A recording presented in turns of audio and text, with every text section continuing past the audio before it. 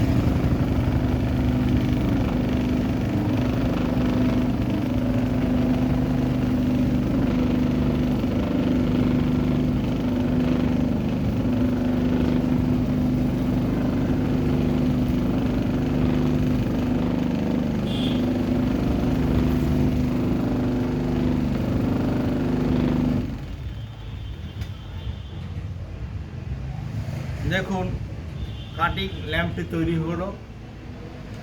এটাকে এই অবস্থায় কিছু করা যাবে না, এটাকে শুকানোর পরে আবার টার্নিং করার পরে বিভিন্ন রকম কাটিংয়ের সাহায্যে এর ইনসাইডে শুধু ভাল্ব থাকবে, তার ঢুকিয়ে হ্যাঙ্গিং অবস্থা গার্ডেনে রাখা যাবে। দেখুন এই ধরনের কাটিং ল্যাম্পের শেপ যদি আপনাদের ভালো লেগে থাকে তাহলে অবশ্যই কমেন্ট করবেন, লাইক করবেন, শেয়ার করবেন।